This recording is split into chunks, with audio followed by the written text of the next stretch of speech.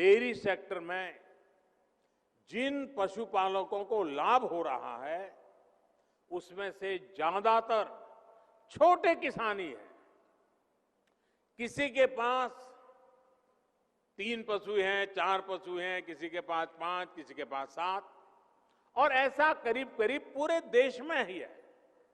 यहां कच्छ की बन्नी भैंस, ये हमारी बन्नी भैंस तो दुनिया में अपना नाम कमा रही है। कच्छ में तापमान चाहे 45 डिग्री हो या फिर तापमान 0 से नीचे हो, बन्नी भैंस आराम से सब कुछ सहती है और बहुत मौज से रहती है। इसे पानी भी कम चाहिए और चारे के लिए वो दूर दूर तक चल करके जाने में बन्नी की भैंस को कोई दिक्कत नहीं होती। एक दिन में ये भैंस औसतन करीब करीब 15 लीटर दूध देती है और इससे सालाना कमाई 2 से 3 लाख रुपए तक की होती है। मुझे बताया गया है कि अभी हाल में ही एक बन्नी भैंस 5 लाख रुपए से भी ज्यादा में बिकी है। देश के और लोग सुनते होंगे, उनको आश्चर्य होगा, बन्नी की भैंस 5 लाख रुपया, यानी जितने में 2 छोटी कार खरीदे इतने में बन्नी की एक भैंस मिलती है। साथियों, साल 2010 में बन्नी भैंस को राष्ट्रीय मान्यता भी मिली थी। आजादी के बाद भैंस की ये पहली ब्रीड थी जिसे राष्ट्रीय स्तर पर इस तरह की मान्यता मिली। साथियों, बन्नी भैंस के दूध का कारोबार और उसके लिए बनी व्यवस्था यहां कच्छ में बहुत सफल रही है। देश में बाकी जगह पर भी दूध उत्पादक और दूध का व्यवसाय करने वाला प्राइवेट और कोऑपरेटिव सेक्टर दोनों एक दूसरे से जुड़े हैं और एक बेहतरीन सप्लाई चेन उन्होंने खड़ी की है। इसी तरह फल सब्जी से जुड़े व्यवसाय में भी ज्यादातर बाजारों पर सरकारों का सीधा दखल नहीं है। साथियों, यह उदाहरण मैं विस्तार से इसलिए दे रहा हूं क्योंकि आजकल दिल्ली के आसपास किसानों को भ्रमित करने की बड़ी साजिश चल रही है। उन्हें डराया जा रहा है कि नए कृषि सुधारों के बाद किसानों की जमीन पर दूसरे कब्जा कर लेंगे। भाइयों बहनों, मैं आपसे जानता हूं, क्या कोई डेयरी वाला आपसे दूध लेने का कॉन्ट्रैक्ट करता है तो आपकी गाय भैंस ले जाता है क्या? कोई फल सब्जी खरीदने का उद्यम करता है तो क्या आपकी जमीन ले जाता है? क्या आपके प्रॉपर्टी उठा के ले जाता है क्या? साथियों, हमारे देश में डेयरी उद्योग का योगदान कृषि अर्थव्यवस्था के कुल मूल्य में 25% से भी ज्यादा है।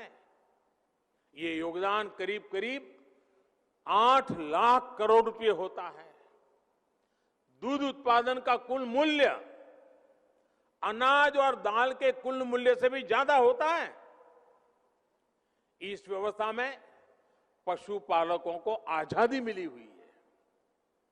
आज देश पूछ रहा है कि ऐसी ही आजादी अनाज और दाल पैदा करने वाले छोटे और सीमांत किसानों को क्यों नहीं मिलनी चाहिए?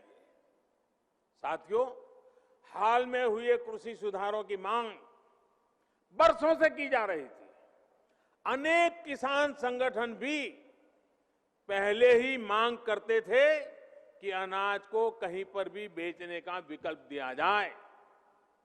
आज जो लोग विपक्ष में बैठकर किसानों को भ्रमित कर रहे हैं, वो भी अपनी सरकार के समय इन कृषि सुधारों के समर्थन में थे, लेकिन अपनी सरकार के रहते वो निर्णय नहीं ले पाए, किसानों को झूठे दिलासे देते रहे। आज जब देश ने यह ऐतिहासिक कदम उठा लिया तो यही लोग किसानों को भ्रमित करने में जुट गए हैं। मैं अपने किसान भाई बहनों से फिर एक बार कह रहा हूं, बार बार दोहराता हूं कि उनकी हर शंका के समाधान के लिए सरकार 24 घंटे तैयार है। किसानों का हित पहले दिन से हमारी सरकार की सर्वोच्च प्राथमिकताओं में से एक रहा है। खेती पर किसानों का खर्च कम हो, उन्हें नए नए विकल्प मिले, उनकी आय बढ़े, किसानों की मुश्किलें कम हो, इसके लिए हमने निरंतर काम किया है। मुझे विश्वास है हमारी सरकार की ईमानदार नीयत, हमारी सरकार के ईमानदार प्रयास और जिसको करीब करीब पूरे देश ने आशीर्वाद दिए हैं, देश के हर कोने के किसानों ने आशीर्वाद दिए हैं। मुझे विश्वास है कि किसानों के आशीर्वाद की ये ताकत, देश भर के किसानों के आशीर्वाद की ताकत, जो भ्रम फैलाने वाले लोग हैं, जो राजनीति करने पर तुले हुए लोग हैं, जो किसानों के कंधे पर बंदूकें फोड़ रहे हैं, देश के सारे जागरूक किसान उनको भी परास्त करके रहेंगे।